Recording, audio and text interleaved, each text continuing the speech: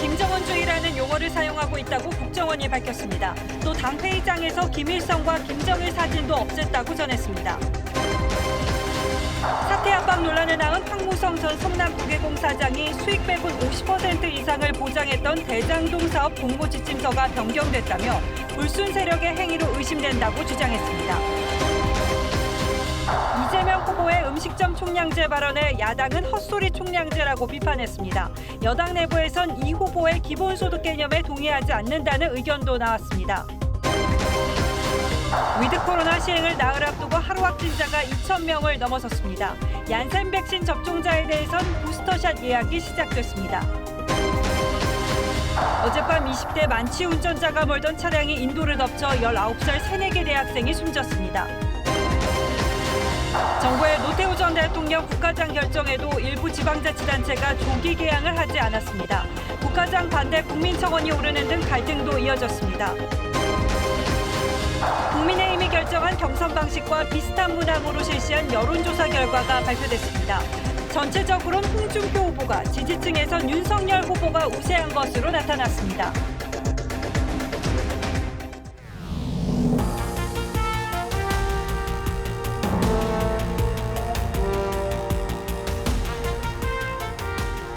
시청자 여러분 안녕하십니까? 뉴스9의 신동욱입니다. 김정은 집권 10주년을 맞은 북한에서 주목할 만한 변화가 감지되고 있습니다. 김정은주의란 용어를 사용하기 시작했다고 국정원이 국회에 보고했습니다. 그리고 당 회의장에서 김일성, 김정일 부자의 사진도 없애기 시작했습니다.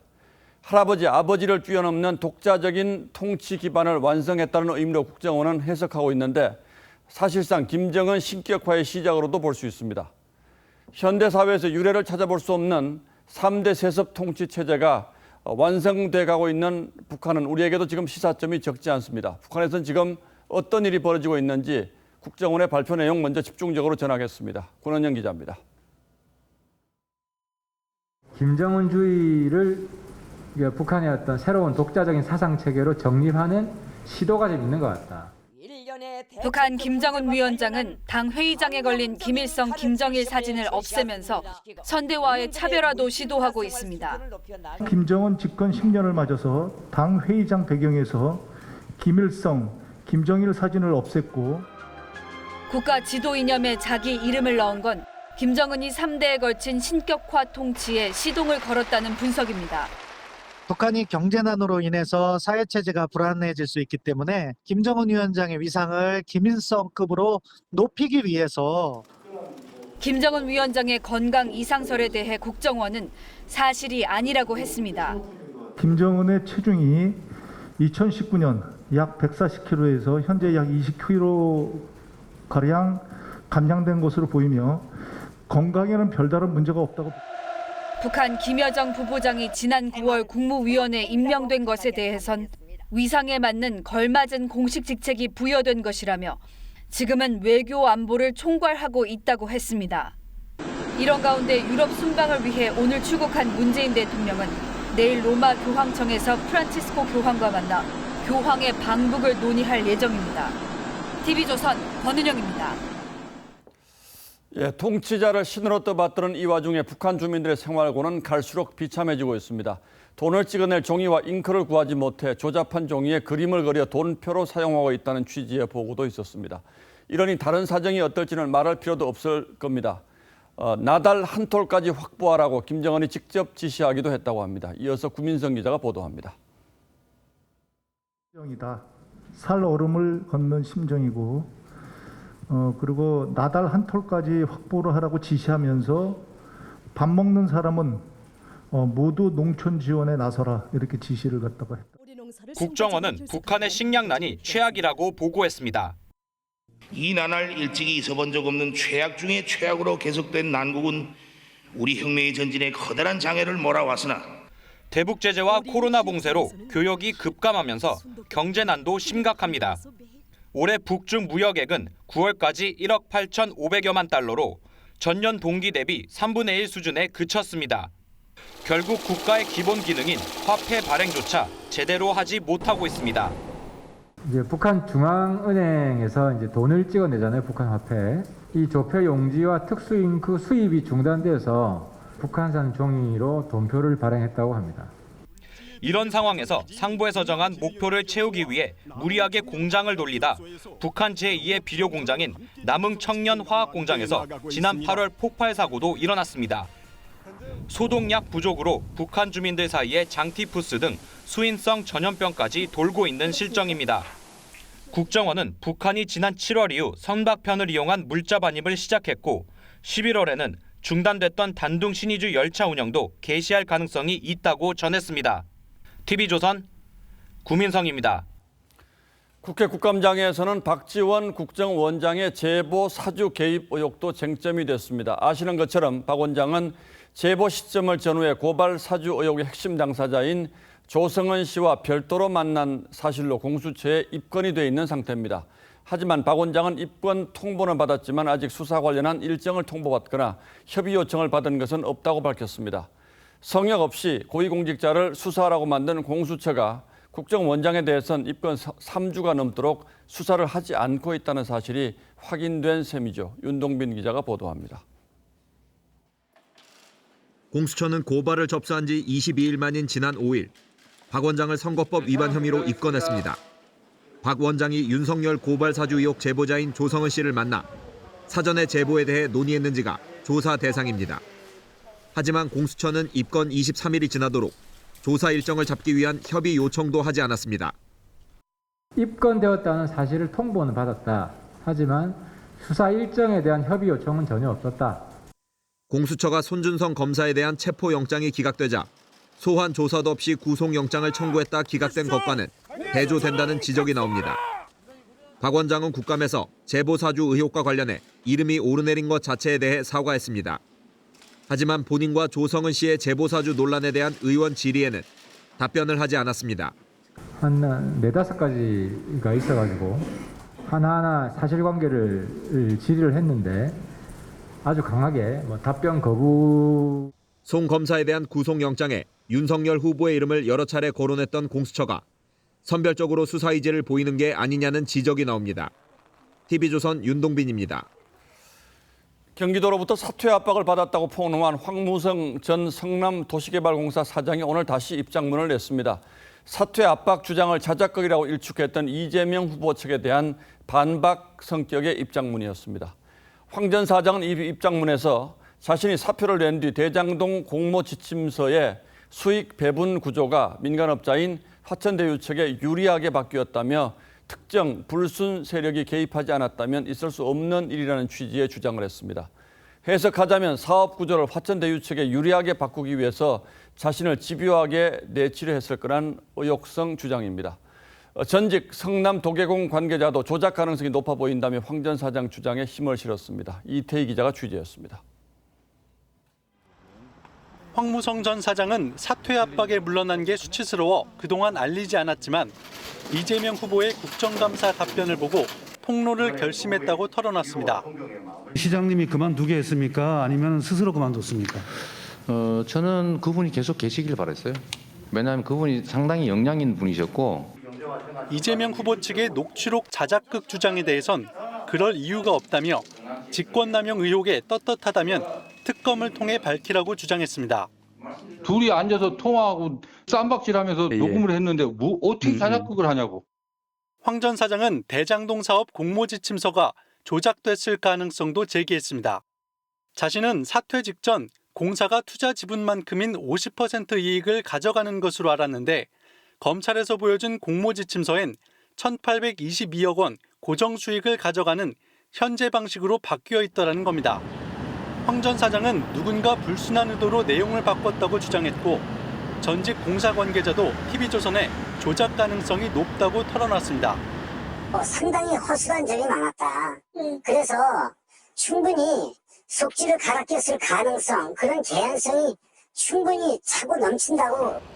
이 후보 측은 공모지침서엔 고정 수익 내용이 담겨 있지 않았다며 황 전 사장이 사실과 다른 말을 하고 있다고 주장했습니다. TV조선 이태희입니다. 황 전 사장의 사퇴 압박에 직접 나선 사람은 유모 전 성남도시개발공사 개발사업본부장이었습니다. 구속된 유동규 씨에 이어서 경기도에서는 유투, 즉 2인자로 불리기로 했던 실세 인물로 알려져 있죠. 그런데 이 유 전 본부장이 대장동 핵심 피의자들로부터 뒷돈을 받은 정황을 검찰이 파악하고 수사 중인 것으로 알려졌습니다. 백연상 기자가 취재했습니다. 성남도시개발공사에서 유동규 기획본부장에 이어 2인자로 꼽히며 유투라고도 불린 유모 전 개발사업본부장. 검찰은 그가 화천대유 대주주 김만배 씨와 남욱 변호사 등에게 2억 원을 받은 정황을 파악하고 수사 중인 것으로 전해졌습니다. 유 전 본부장은 화천대유가 포함된 하나은행 컨소시엄이 선정되는 과정에서 절대평가 심사위원장을 맡았습니다. 유 전 본부장 측은 김만배 씨가 수억 원을 전달했다는 의혹은 사실이 아니고 김 씨와는 일면식도 연락처도 없는 사이라고 해명했습니다. 유 전 본부장은 당시 황무성 사장의 사퇴를 종용했다는 혐의로도 고발된 상태.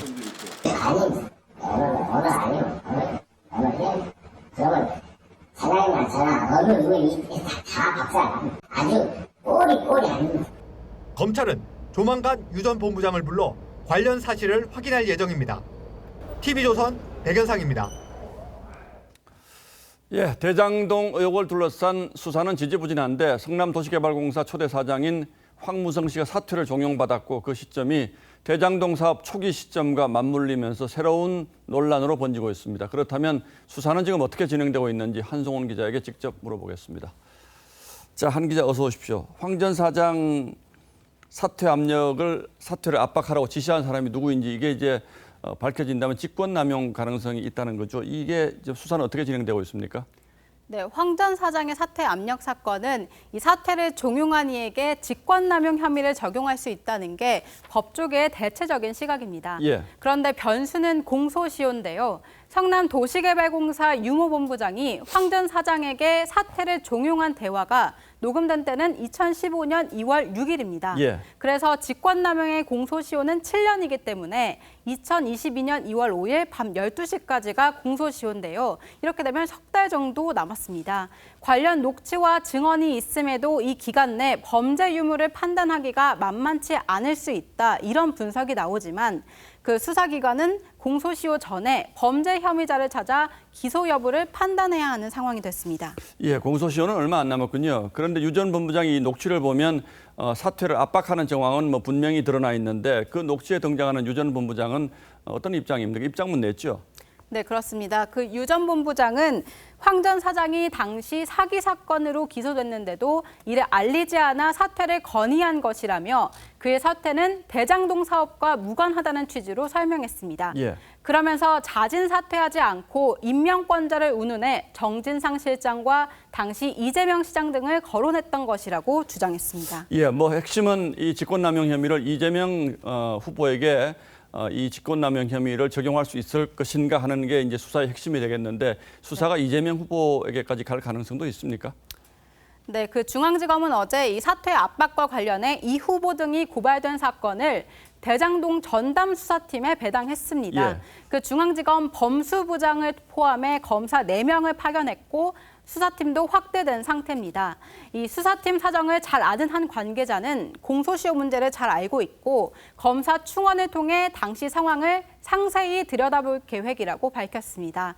그런데 이 수사팀 확대가 이 후보 혐의 사실 확인으로 어떻게 이어질지는 좀 더 지켜봐야 할 것 같습니다. 자, 그리고 변호사비 대납 의혹 관련 수사는 어떻게 진행이 되고 있습니까? 네, 전담 수사팀은 오늘 오후 김만배 씨와 남욱 변호사를 다시 불러서 조사를 하고 있습니다. 예. 이 검찰은 김 씨가 유동규 전 본부장에게 개발 이익 중 700억 원을 주기로 한 뇌물 공여 약속 혐의 등을 보강 조사하고 있는데 이런 내용을 담아 다시 김 씨에 대한 구속영장을 청구할 예정입니다. 그 수사팀은 또 김만배 씨가 박영수 전 특검의 인척에게 전달한 109억의 흐름도 쫓고 있습니다. 예. 이 돈이 여러 과정을 거쳐 박 전 특검이나 이 후보 변호사비 대납 의혹을 받는 그런 기업들에 전달된 게 아닌지 들여다볼 계획인데요. 김 씨는 그동안 109억 전달 경위에 대해 정상적인 것이라고 선을 그었습니다. 예, 뭐 한 기자도 여러 차례 나와서 설명했습니다만 제기된 의혹은 지금 하나둘이 아닌데 수사는 좀 답답하게 느껴지는 게 사실입니다. 네. 예, 한송원 기자 잘 들었습니다.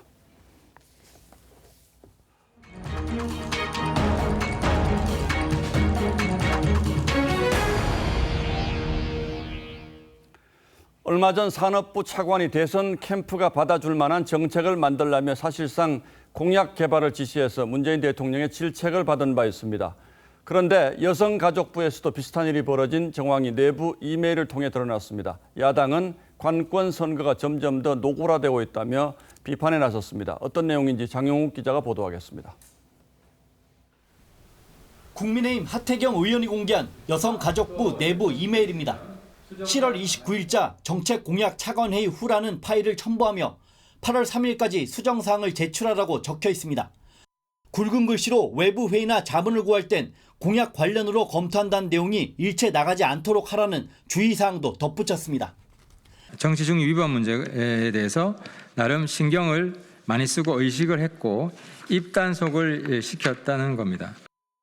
지난 9월엔 박진규 산업부 1차관이 내부 정책회의에서 후보가 확정되기 전에 여러 경로로 의견을 넣어야 한다며 사실상 공약 개발을 지시한 사실이 드러났고 문재인 대통령은 매우 부적절하다고 크게 질책했습니다. 여가부는 중장기 과제 개발을 위한 회의였고 공약과는 무관하다고 해명했지만 야당은 부처들의 관건 선거 양상이 노골화되고 있다고 지적했습니다. 이재명 후보가 당청에 본인의 공약인 지역화폐 발행 확대를 요청한 데 대해서도 많은 발행을 할 수 있도록 증액해야 된다 이렇게 말씀드렸고 우리 대통령께서도 그렇게 생각하실 것 같아요. 야당은 청와대가 이재명 후보의 대선 캠프냐는 비판을 피할 수 없을 것이라고 지적했습니다. TV조선 장용욱입니다. 어제 민주당 이재명 후보가 내놓은 음식점 총량제 발언 후폭풍도 만만치 않습니다. 야권은 전체주의적 발상이라며 강하게 반발했고 현행법상 도입하기 어려운 구상이라는 지적이 쏟아졌습니다. 논란이 커지자 이재명 후보도 당장 하자는 건 아니라며 한 발 물러섰는데 자영업자를 불길 속으로 뛰어드는 불나방에 비유하면서 또 다른 논란을 낳았습니다. 고이동 기자가 취재했습니다. 대중음식점 허가 총량제를 운영해 볼까 하는 생각을 했어요. 이재명 후보의 음식점 총량제 언급에 야당은 경제학의 근본을 무시하는 정책이라고 비판했습니다. 야당 대선 주자들도 자영업 전반으로 확대될 수 있는 전체주의적 발상이다. 헛소리 총량제부터 실시해야겠다고 맹비판했습니다. 이 후보는 당장 하자는 건 아니라고 물러섰지만 생계를 위해 창업을 선택하는 자영업자를 불나방에 비유해 논란을 키웠습니다. 불나방들이 촛불을 향해서 모여드는 것까지는 좋은데 너무 지나치게 가까이 가서 촛불에 타는 그런 일들은 막아야 되는 거죠. 윤석열 후보는 국민을 가재, 붕어, 개구리에 빗댄 조국 전 장관과 닮았다고 꼬집었고 정의당도 오만함과 고집이 보인다고 비판했습니다. 하루하루 최선을 다하는 음식점 사장님들에 대한 공감이 1도 없는 해당 발언에 깊은 유감을 표합니다. 이 후보의 대표 정책인 기본소득을 두고도 친문 진영에서 동의하지 않는다는 반대 목소리가 나왔고 송영길 대표도 장기적 과제라고 물러섰습니다. TV조선 고이동입니다. 다음 뉴스입니다. 노태우 전 대통령 빈소에 이틀째 각계각층의 조문 행렬이 이어졌습니다. 노 전 대통령의 친구이자 정치적 동반자였던 전두환 전 대통령을 대신해 이순자 여사도 빈소를 찾았는데 5.18 유족들에게 사과할 생각 없냐는 취재진의 질문에는 아무 답을 하지 않았습니다. 장례식장에 나가 있는 취재기자 연결하겠습니다. 자, 박성재 기자. 네, 서울대병원 장례식장에 나와 있습니다. 오늘은 역대 대통령 가족들의 조문이 이어졌다고요? 그렇습니다. 오늘도 정재계 인사들의 발길이 끊이지 않았습니다. 오후 들어 이순자 여사가 아들 전재국 씨의 손을 잡고 빈소에 나타나자 이 취재진의 관심이 한 곳으로 몰렸습니다. 이 여사는 빈소에서 김옥숙 여사와 노 전 대통령 장남 노재헌 씨 등과 10여 분간 대화를 나눴습니다. 참석자는 이 여사가 전두환 전 대통령은 건강이 좋지 않아 함께 못 와서 죄송하다고 했다고 전했습니다. 취재진은 5.18 유족에게 사과할 생각은 없는지 등을 물었지만 이 여사는 별다른 말 없이 굳은 표정으로 장례식장을 떠났습니다. 앞서 오전엔 고 김영삼 전 대통령 차남 김현철 이사장과 고 김대중 전 대통령의 삼남인 김홍걸 의원도 조문했는데요. 김현철 이사장은 민주화 이행에 초석을 놓은 것에 대해 대단한 평가를 하고 있다고 했습니다. 오늘 오후엔 입관식이 천주교식 장례 미사로 진행됐고 김옥숙 여사를 비롯해 딸 노소영 아트센터 나비 관장이 참석했습니다. 노 관장과 이혼 소송 중인 최태원 SK 회장은 해외 출장으로 참석하지 않았습니다. 예, 서울광장에도 분향소가 설치됐죠. 그렇습니다. 오늘 설치된 서울광장 분향소는 모레까지 오전 9시부터 오후 10시까지 운영됩니다. 오세훈 서울시장이 처음으로 조문했고 이후 시민들의 발걸음이 이어졌습니다. 5.18 관련 여러 쟁점들이 있어가지고 저도 과하다고 생각하지만 대통령으로서의 마지막 예우는 지켜줘야 되지 않나. 현대사에 그래도 한 축을 담당하신 분인데 좀 이렇게 분향소가 조금 텅 빈 거에 대해서 좀 아쉬움을 갖고 있습니다. 분향소 한쪽에선 국가장을 반대하는 시민의 1인 시위가 벌어지기도 했습니다. TV조선 박성재입니다. 예, 노 전 대통령의 빈소에선 화해와 용서, 화합 분위기가 흘렀지만 국가장 결정을 놓고선 지역과 이념에 따라 의견이 갈리는 상황도 빚어지고 있습니다. 광주, 전남을 비롯한 일부 지자체는 조기 개항을 하지 않았는데 범여권과 진보 성향 단체에서도 국가장을 반대하는 목소리가 나왔습니다. 보도에 이광희 기자입니다. 정부 청사의 조기가 내걸렸습니다. 2015년 김영삼 전 대통령의 국가장이 결정되자 실무장관이 직접 장례 계획을 발표하고 조기 개항을 안내했습니다. 국가장 기간 중에는 조기를 개항하게 됩니다. 정부 대표 분향소는 국회의사당에 설치하여 운영할 계획입니다. 하지만 이번엔 노태우 전 대통령의 국가장 결정에도 광주시와 전남도는 조기 대신 평소처럼 국기를 내걸었습니다. 국가장법 제6조는 국가장 기간에 조기를 개항하도록 했지만 강제 규정이 아니고 행안부도 김영삼 전 대통령 때와 달리 조기 개항을 독려하지 않기로 했다고 밝혔습니다. 참여연대와 정의당 등은 가족이 사과했지만 시민을 학살한 사실은 덮을 수 없다고 국가장 결정을 비판했고 문재인 정부가 구성하는 장례위원회에 이름을 올리지 않겠습니다. 문 대통령의 복심으로 불리는 윤건영 의원도 동의할 수 없다고 했습니다. 개인적 동의하지도 않고 피해를 입은 수많은 분들이 있지 않았습니까? 이런 가운데 아직 생존 중인 전두환 전 대통령을 놓고 이철희 청와대 정무수석은 국가장은 일고의 가치도 없다고 했습니다. TV조선 이광입니다. 위드 코로나를 나흘 앞두고 방역 긴장감이 벌써 낮아진 건 아닌지 우려되는 상황이 계속되고 있습니다. 하루 확진자가 20일 만에 다시 2,000명대로 올라선 건데요. 정부가 백신 추가 접종을 확대하고 있습니다. 잠시 전인 저녁 8시부터는 이른바 원샷 백신으로 불린 얀센 접종자에 대한 추가 접종 예약도 시작됐습니다. 또 비교적 최근 접종이 이뤄진 50대에도 추가 접종을 예고했는데요. 어떤 이유인지 박상준 기자가 보도하겠습니다. 서울의 한 장애인 보호시설입니다. 첫 확진자가 나온 지 이틀 만에 14명이 추가로 감염됐습니다. 이처럼 실내 감염 위험이 큰 겨울철에 접어들면서 신규 확진자가 20일 만에 다시 2,000명대로 뛰었습니다. 우리나라 인구도 많고 밀집도가 높기 때문에 5,000명, 10,000명 안 나올 이유가 없어요. 시간이 갈수록 백신 예방 효과 또한 떨어지고 있는 상황. 이에 방역당국은 다음 달부터 얀센 백신 접종자와 50대, 당뇨와 고혈압 등의 기저질환자들에게도 추가 접종을 실시하기로 했습니다. 얀센 백신은 예방 효과가 상대적으로 떨어진다고 알려졌고 50대는 감염 시 사망률이 다른 연령대와 비교해 최대 15배나 높다는 게 방역당국 설명입니다. 얀센 접종자는 오늘 오후 8시부터 사전 예약을 시작했고 다음 달 8일부터 접종에 들어갑니다. 다른 대상자들의 추가 접종은 다음 달 15일부터 시작합니다. 추가 접종 백신은 mRNA 백신을 활용한다는 게 방역당국 방침입니다. 얀센을 맞고 모더나를 추가 접종했을 때는 중환응이 76배가 증가하고 화이자 접종을 했을 때는 35배. 단 얀센 접종자가 희망할 경우 얀센 백신으로 추가 접종할 수 있습니다. 정부는 205만 명에 대한 추가 접종을 올해 안에 진행한다는 계획입니다. TV조선 박상준입니다. 네, 이렇게 추가 접종이 확대되고 있는데 접종을 되돌리고 싶은 이들도 있습니다. 백신 접종 후 부작용을 겪거나 또 나아가 사망에 이르렀지만 정부는 백신과의 인과관계도 인정해주지 않고 그저 답답함에 발을 동동 구르다 결국 헌법 소원을 청구한 이들인데요. 피해 가족들이 헌법재판소에서 삭발식을 벌였습니다. 김태용 기자입니다. 영정사진을 든 남성의 머리카락이 뭉텅이로 잘려나갑니다. 코로나 백신 피해를 주장하는 가족협의회 회원들로 정부 당국의 대책 마련을 촉구하는 헌법 소원을 내면서 삭발을 한 겁니다. 피눈물이 흐르고 있습니다. 국책사업에 동참한 희생자 가족은 생업을 포기했습니다. 이들은 가족이 백신을 맞은 뒤 갑자기 숨졌는데도 백신과의 인과관계를 인정받지 못해 보상을 받을 수도 없다고 주장합니다.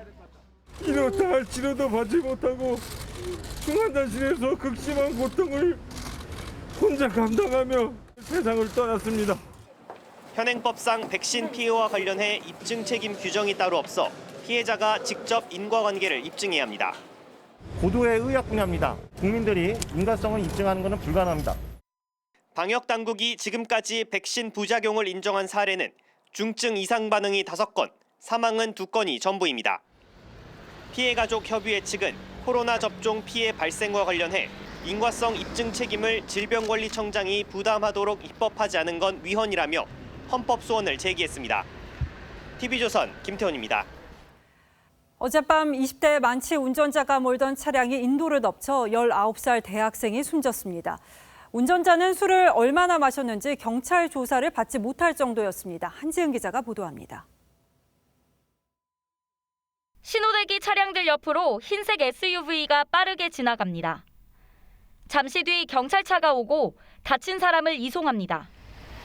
사고가 난 것은 어젯밤 10시 40분쯤 29살 남성 A씨가 몰던 차가 서울 독산동의 말미사거리 쪽으로 향하다 보행자 도로를 걸어가던 19살 여대생 B씨를 덮쳤습니다. 사고차는 3차선에서 2차선으로 좁아지는 이곳에서 인도로 돌진했고 이상점 철문과 교통표지판 기둥을 들이받고서야 멈춰섰습니다. 사고 당시 A씨의 혈중 알코올 농도는 0.130%. 경찰 조사를 받지 못할 만큼 만취 상태였습니다. B씨는 병원으로 옮겨졌지만 끝내 숨졌습니다. 특히 B씨는 새내기 대학생이었던 것으로 전해졌습니다. 경찰은 사고를 낸 A씨를 현장에서 체포하고 특정범죄 가중처벌법 위반 혐의로 사전 구속영장을 신청했습니다. TV조선 한지은입니다. 이른바 생수병 사건에서 극단적 선택을 한 피의자의 사무실 책상에서 메모가 발견됐습니다. 제거해버려야겠다, 짜증난다 이런 내용이 적혀 있었는데요. 경찰은 이 메모를 범행 동기의 단서로 보고 수사하고 있습니다. 송민선 기자의 단독 보도입니다. 경찰은 생수병 사건 발생 뒤 극단적 선택을 한 직원 A씨를 그간 유력한 용의자로 보고 수사해왔습니다. 회사 측은 최근 A씨의 책상을 정리하던 중 그가 적은 것으로 추정되는 메모를 발견해 어제 경찰에 넘겼습니다.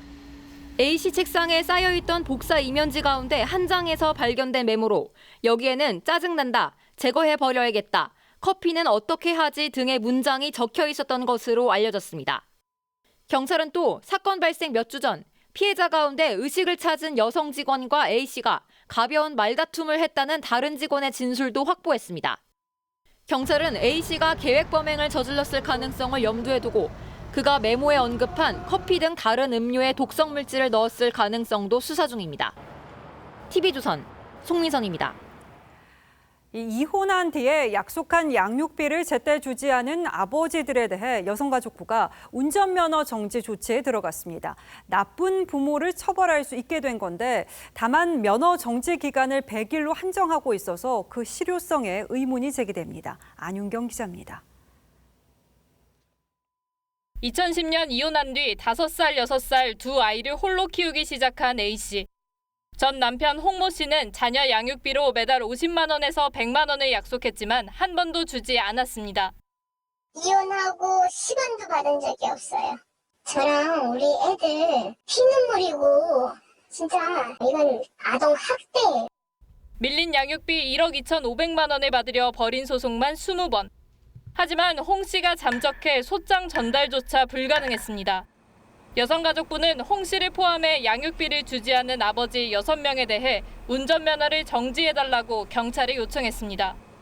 이번 조치는 6월 시행된 양육비 이행법 개정안에 따른 첫 사례로 양육비를 정당한 사유 없이 지급 않는 사람에게는 운전면허 정지나 신상공개, 출국 금지, 형사처벌 등이 가능해진 겁니다. 운전면허 정지 조치에 들어가자 채무자 중 한 사람은 밀린 양육비 6,520만 원 중 3,600만 원을 지급하는 등 일부 효과를 보였습니다. 하지만 면허 정지 기간이 100일로 한정돼 한계도 지적됩니다. 100일만 버티면 다시 일상적인 생활로 돌아갈 수 있는 상황이 뒤로 돌아가서 다시 법적인 절차를 거쳐야 되잖아요. 여성가족부는 또 다른 5명에 대해서도 면허 정지 등 추가 제재 조치를 진행 중입니다. TV조선 안윤경입니다. 이 겨울을 앞두고 김장 준비하는 분들 많으실 텐데요. 배추와 무는 물론이고 속재료 가격까지 올라서 차라리 사 먹는 게 낫겠다는 말까지 나옵니다. 장혁수 기자입니다. 용산구에 사는 주부 이승희 씨. 오랜만에 마트에 장을 보러 왔지만 선뜻 손이 가지 않습니다. 야채를 사서 가려고 왔거든요. 근데 야채를 요거만 산 거예요, 지금. 파프리카, 이런 버섯 종류 아무것도 지금 안 샀어요. 김장철을 앞두고 채소 가격이 심상치 않습니다. 병충해와 냉해 탓에 올해 가을 배추 재배 면적은 지난해보다 3.7% 감소했고 생산량도 평년보다 8% 감소할 전망입니다. 금년도 희귀한 날씨가 됐다고. 그로 인해서 예년보다는 물병이 좀 심해졌다. 김장에 필수인 멸치 액젓 양념도 평년보다 가격이 15%가량 올랐습니다. 평년 대비 국산감 마늘은 약 2,700원, 고춧가루는 4,300원, 쪽파도 3,700원 더 비싸졌습니다. 며느리한테는 김장하는 소리 못 하겠더라고요. 저까지만 하고 걔네는 그냥 사 먹는 거로. 정부는 김장철 기간 동안 비축돼 있던 물량을 풀어 할인 한도와 폭도 늘리기로 했지만 계속해서 오르는 물가에 서민들 주름이 깊어져 갑니다. TV조선 장혁수입니다. 요즘 오피스텔 시장이 뜨겁습니다. 이 오피스텔이 대출 등 각종 규제에서 벗어나 있다 보니까 수요가 몰리는 건데 몸값이 아파트를 능가하기도 합니다. 결과적으로 고강도 주택 규제가 오피스텔 값을 올린 거라는 이야기도 나옵니다. 오늘 포커스는 고삐 풀린 오피스텔 시장에 맞춰보겠습니다. 분양을 앞둔 과천 오피스텔의 모델하우스. 크기나 구조가 아파트와 비슷한 이른바 아파텔입니다. 주변의 아파트는 이 가격으로는 살 수 없잖아요. 너무 비싸고 그래도 오피스텔은 전매도 가능하고 그리고 나중에 청약도 할 수 있고 해서 아파트 전용 59제곱미터형과 비슷한 크기의 오피스텔 분양가는 16억. 28층 꼭대기 펜트하우스는 22억에 달합니다. 인근 신축 아파트 시세를 훌쩍 뛰어넘는 가격이죠. 문이잖아도 많이 오고 베란다는 없지만 구조는 똑같잖아요. 최근 인천 청라지구 인근에 분양한 오피스텔은 9억. 고양 화정동 오피스텔은 7억 원이 넘습니다. 수도권 오피스텔 가격은 연일 최고치를 경신 중이죠. 10월 서울의 오피스텔 평균 매매가는 지난해보다 10%가량 오른 2억 9천만 원. 2010년 이후 가장 높은 수준입니다. 이런데도 경쟁률이 100대 1이 넘는 단지가 나올 정도로 청약 흥행이 이어지고 있죠. 오피스텔 전매가 되잖아요. 그게 좀 매력적인 거고. 분양가 상한제로 아파트 공급이 제대로 이루어지지 않는 데다 대출까지 막히자 대출이 가능하고 값은 상대적으로 싼 오피스텔로 수요가 몰리고 있는 거죠. 아파트 청약 자격을 유지할 수 있다는 점도 매력으로 꼽힙니다. 여기에 정부가 도심 지역 주택 공급을 늘린다면 중대형 오피스텔의 바닥 난방을 허용하는 등 규제를 완화한 점도 수요를 자극했습니다. 오피스텔에 대한 어떤 규제 완화라든가 어떤 비주택 쪽에 규제를 좀 풀면은 조기에 공급이 또 가능하다는 또 그런 의견도 많았고요. 하지만 오피스텔은 황금성이 떨어지는 데다 집값 하락 시 더 큰 타격을 받을 위험도 있죠. 가격 상승의 여력도 부족하기 때문에 실수요자가 아니면 주의를 기울일 필요가 있다. 요동치는 주택시장. 시장 정체기가 오면 그 피해는 고스란히 실수요자가 떠안게 되지 않을지. 뉴스라인 포커스였습니다. 다음 뉴스입니다. 후보 결정을 일주일에 앞둔 국민의힘 후보들이 반 문재인, 반 이재명 전선에 화력을 집중하고 있습니다. 윤석열 후보는 민주당 정권을 이른바 문재명 세력으로 규정하고 대장동 특검의 모든 걸 걸겠다고 했고, 홍준표 후보는 반문 결집만으로는 정권 교체가 어렵다며 자신만이 중도층의 표심을 잡을 수 있는 유일한 후보라고 주장했습니다. 보도에 김도형 기자입니다. 윤석열 후보는 자신이 정권 교체의 중심에 서겠다면서 반드시 대한민국 정상화를 이루겠다고 다짐했습니다. 윤석열로 이기는 것이 문재인 정권의 가장 뼈아픈 패배를 안겨주는 것입니다. 문재명 세력과 선명하게 투쟁하겠습니다. 윤 후보는 또 모든 걸 걸고 대장동 특검을 도입하겠다고 했는데, 실제 상설특검법에 의하면 법무부 장관의 결정으로 특검 출범이 가능합니다. 부정부패 척결의 적임자를 뽑을 것인지 부패의 몸통을 뽑을 것인지를 결정하는 선거입니다. 홍준표 후보는 노인복지청 설치와 대학 등록금 후불제 등 복지 공약을 발표했습니다. 부자에게는 자유를, 어려운 사람에게는 다시 일어설 수 있는 기회를 주어야 합니다. 윤 후보의 기자회견에 대해선 반문 세력 집결로는 정권 교체가 안 된다고 했고, 반문 직결 가지고 정권 교체 안 됩니다. 정권 교체의 키는 2030 중도층 호남이 쥐고 있습니다. 윤 후보 측의 현역 의원 3분의 1가량이 합류한 데 대해서도 불편한 심기를 내비쳤습니다. 유승민 후보는 국가 건강검진에 치매를 포함시키고 요양급여액을 최대 2배로 인상시키는 등 치매 국가 책임 강화 공약을 발표했습니다. 원희룡 후보는 SNS를 통해 확실히 이길 후보가 누군지만 생각해달라고 호소했습니다. TV조선 김도영입니다. 야당 주자들의 신경전이 거칠어지는 사이에 이제 최종 후보 선출은 8해 앞으로 다가왔습니다. 국민의힘이 결정한 경선 방식과 비슷한 방식으로 실시된 여론조사 결과가 오늘 나왔는데, 홍현주 기자가 이 결과를 토대로 현 시점에서는 누가 더 유리해 보이는지 분석해봤습니다. 지난 25일과 26일 전국 2,035명을 상대로 실시된 여론조사입니다. 국민의힘 본경선과 같은 양자 대결 경쟁력을 사지선다형으로 물었더니 홍준표 38.2%, 윤석열 33.1%로 홍 후보가 앞섰고, 이어서 유승민 10.9%, 원희룡 4.1%로 그 뒤를 이었습니다. 홍 후보는 민주당 지지층에서 45.1%로 전체 평균보다 높게 나타났고, 대통령이 국정 수행을 잘한다고 평가한 응답자의 43.9% 선택을 받았습니다.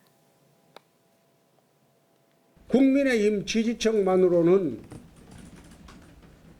본선 이기기 어렵습니다. 불가능합니다. 네, 하지만 당심은 달랐습니다. 같은 조사에서 국민의힘 지지층만을 놓고 보니 윤석열 55.6%, 홍준표 34.5%로 윤 후보가 20%포인트 넘게 앞섰습니다. 유승민, 원희룡 후보는 각각 3.4%와 3%였습니다. 이념 성향이 보수라고 한 응답자도 절반 이상이 윤 후보를 지지했습니다. 저는 당심이나 민심은 똑같다고 봅니다. 정권 교체를 바라는 민심이냐, 정권의 연장을 바라는 민심이냐 하는 것.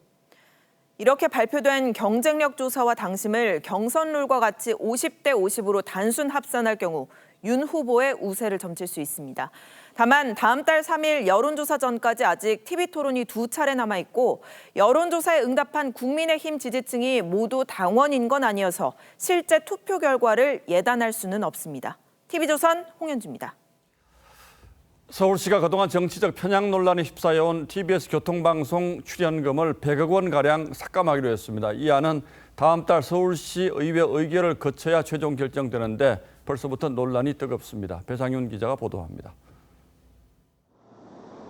최근 TBS 간판 프로그램 진행자인 김어준 씨는 여권 대선 후보 지지 발언으로 논란에 휩싸였습니다. 지난 국정감사에서도 TBS가 정치적 편향성 논란이 휩싸이자 서울시는 고민을 드러냈습니다. 결코 공정하다거나 시사를 깊이 있게 다루어서가 아니라 매우 자극적이고 재미를 추구하는 그런 형태의 시사 프로그램에 탈을 쓰고 있기 때문에 알겠습니다. 네. 서울시는 내년 TBS 출연금 가운데 100억 원 가량을 삭감하기로 했습니다. 올해 서울시의 TBS 출연금은 375억 원, 전체 예산 515억 원의 73%에 달합니다. 서울시는 내년부터 TBS 전체 예산에서 출연금이 차지하는 비중을 절반 수준으로 줄일 계획입니다. 서울시는 출연금이 줄어드는 만큼 TBS가 수익 구조 개선에 나설 것을 기대하고 있습니다. 내는 수익 구조 개선이라든지 광고에 대한 그런 노력이라든지 그런 것들을 좀 끌어오려고 하는 그런 노력이라는 다방면으로 이런 노력들이 좀 부족해 보이고, 서울시의 TBS 출연금 삭감안은 서울시의회의 심의의결 과정을 통과해야 합니다. 하지만 서울시의회 110석 가운데 99석이 더불어민주당 의원들이 차지하고 있어 상당한 진통이 예상됩니다. TV조선 배상윤입니다. 피아니스트 백건우 씨가 알츠하이머를 앓고 있는 아내 윤정희 씨를 방치하고 있다는 최근 방송 내용에 대해서 허위 보도라면서 반박했습니다. 이 사랑으로 아내를 돌보고 있다면서 윤정희 씨 동생을 횡령 혐의로 고소했습니다. 백은용 기자입니다. 피아니스트 백건우 씨는 아내 윤정희 씨를 방치했다는 의혹을 제기한 방송이 허위라고 주장했습니다. 엄마를 정성으로 돌보고 있는 우리 진이에 대한 억지와 거짓의 인신 공격은 더 이상 허락하지 않겠습니다. 윤정희 씨는 평화롭게 자신의 꿈속에서 살고 있다며 동생들이 거짓 주장을 멈춰주길 바랐습니다. 윤정희의 삶을 힘들게 하는 이들은 치매라는 질병에 대한 이해가 부족한 형제 자매들입니다. 윤정희 씨의 모습을 공개하지 않는 이유는 프랑스 수견 기관이 허락하지 않기 때문이라고 강조했습니다. 유명한 여배우의 그 과거가 있기 때문에 화장도 안 하고 있고 그러한 모습을 그 사람들은 나가는 걸 원치가 않더라고요. 백건우 씨는 윤정희 씨의 첫째 여동생이 자신의 계좌에서 21억 원가량을 무단 인출했다며 횡령 혐의로 고소했습니다. 그들이 왜 2년 반 동안 거짓된 주장을 해오고 있는지는 의도를 잠시라도 생각해 보시면, 윤정희 씨 동생들은 백건우 씨가 여론을 호도하기 위해 거짓으로 재산 문제를 제기한다고 주장하고 있습니다. 백건우 씨 부녀는 윤정희 씨 형제들과 성견 후견인 자격을 놓고 한국과 프랑스에서 법적 다툼을 벌였으며 프랑스 법원은 지난해 11월 후견인으로 백 씨 부녀의 손을 들어줬습니다. TV조선 백인영입니다. 올 시즌 프로축구는 5경기만을 남겨놨는데요. 이 감독들이 입담 대결을 펼쳤습니다. 공공의 적으로 꼽힌 건 역시 전북이었습니다. 장동욱 기자입니다. 3년째 리그 우승에 도전 중인 울산. 어이없는 스로인 실수가 희비를 갈랐던 재작년. 홈에서 일격을 당했던 지난해. 모두 막판에 전북의 우승을 헌납했습니다. 최종 목표를 가기 위해서는 지금 있는 위치에서는 역시 전북을 이겨야지만은. 울산은 올 시즌에도 꾸준히 선두를 지키다 결국 역전을 허용하며 전북 등 뒤에서 파이널 라운드를 맞았습니다. 우승 DNA라는 거는 하루아침에 만들어지는 게 아니고. 전무후무한 리그 5연패에 도전하는 전북. 깐부를 맺고 싶은 상대를 골라달라는 질문에도 공공의 적으로 꼽혔습니다. 울산도 최근에 좀 상황이 좀 안 좋은데 저희가 좀 깐부를 맺어서 좀 상승적인 분위기를 좀 타서, 일단 제주도를 너무 좋아하고요. 남길 감독께서 또 마지막에 그 전북을 꼭 이겨준다고 하니까. 전북 김상식 감독은 신구인 수원FC 김도균 감독의 도움을 청했습니다. 왜 저희들만 갖고 그러세요? 저희들 힘듭니다. 친구야, 울산 좀 잡아줘. 스포츠라이트는 우승 경쟁에 쏠렸지만 승격 첫 시즌부터 당당히 파이널 A에 합류한 수원FC와 제주의 각오도 남다릅니다. 저희는 뭐 잃을 게 없는 팀이기 때문에 제주의 스토리는 이제 시작이거든요. 모든 것을 건 예측 불허 막판 혈투. 이번 주말부터 시작됩니다. TV조선 장도우입니다.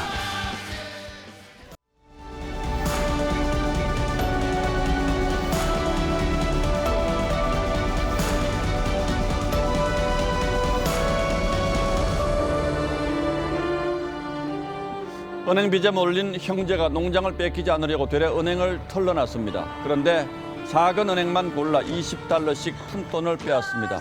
어설픈 강도들에게 은행원이 한마디 합니다. Y'all are new at this, I'm guessing. And I suggest you fellas don't be. All you're guilty of right now is being stupid. 형제는 차를 몰고 달아나면서 노래합니다.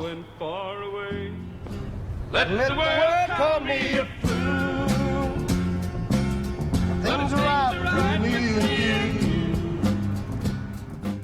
숙맥이라는 말이 있죠. 콩과 보리를 구별하지 못한다는 고사성어에서 나왔습니다. 고양이 발과 개발을 가리키는 괴발개발이라는 말도 있습니다. 흙투성이 발로 쏘다니며 남긴 발자국처럼 아무렇게나 쓴 글씨를 가리킵니다. 벼가 자라지 않는다고 억지로 길게 뽑아 올릴 수는 없습니다. 그랬다간 말라 죽을 수밖에 없을 테니까요. 순리를 따르지 않고 억지로 쓰거나 꾀를 내 서두르다 일을 그르친다는 맹자 말씀입니다. 법조인으로서 무슨 찬성할 만한 적절하게 그런 진행이 됐던 거는 아닌 것 같고요.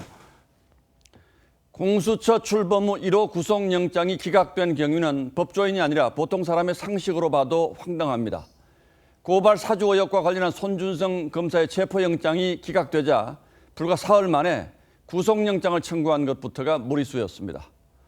체포에 수사할 필요가 없다고 법원도 막았는데 조사하는 번 없이 구속영장을 청구한 건 대체 어떤 용기였을까요? 그리고 그 영장인들 오죽했겠습니까? 한 달 보름을 수사하고도 고발장 작성자조차 밝혀내지 못해 성명불상이라고 썼다는데 수사는 무슨 수사를 한 것인지 수사 능력이 있긴 있는 것인지 다시 한번 점검해 볼 필요도 있어 보입니다. 영장의 상당 부분을 할애해 윤석열 전 총장을 거론하면서도 정작 혐의 내용에는 이름을 적시하지도 못했다고 합니다. 이런 조직에 국민의 인권을 맡겨도 되는 것인지 그동안 했던 걱정이 기우가 아니었다는 점이 다시 드러났습니다. 공수처는 출범 직후 피의자 이성윤 검사장을 처장 관용차로 몰래 모셔가 조사했다가 들통이 났습니다. 1호 사건으로 고른 조희연 서울교육감의 특혜 채용 혐의는 감사원이 조사해 고발한 사건인데도 넉 달을 끌었습니다. 그런데 고발 사주 의혹은 무언가에 쫓기듯 서두르느라 가전 무리수를 남발해 망신사를 자초했습니다. 수사력은 물론 정치 중립까지 의심받을 만한 상황입니다. 정말 이 공수처란 존재가 비리공짜, 이 손숫자, 이 빈손이 돼서는 안 됩니다. 얼마 전 앞차 뒤창에 붙은 이 초보 운전 스티커를 보고 미소 지은 일이 있습니다. 먼저 가세요. 난 이미 틀렸어요. 운전이 서툴면 조심스럽게라도 가야 할 텐데 요즘엔 난폭 운전하는 초보가 너무 많아서 길 나서기가 겁이 납니다. 10월 28일 앵커의 시선은 길 잃은 공수처였습니다.